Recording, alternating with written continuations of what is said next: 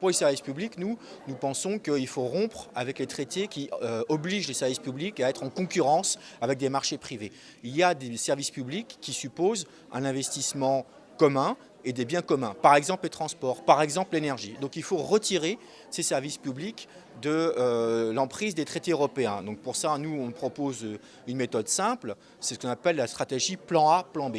Plan A, on renégocie les traités qui nous permettraient par exemple de rompre avec la règle des 3% de déficit qui empêcherait d'investir massivement pour l'écologie. On romprait avec la mise en concurrence des services publics. Si les autres partenaires européens ne veulent pas de cette renégociation, alors on applique un plan B, c'est-à-dire qu'on désobéit au traité.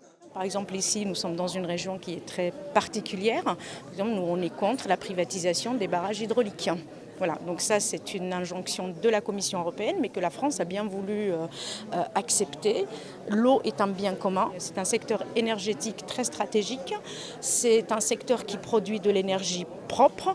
La question fondamentale qui se pose, c'est la question de la sécurité. Aujourd'hui, quand il s'agit d'intérêt général, d'un service public, donc là on focalise et on a l'attention toute particulière à la sécurité. Demain, quand il s'agira de profit, est-ce que ces entreprises privées vont investir de l'argent pour sécuriser ces barrages?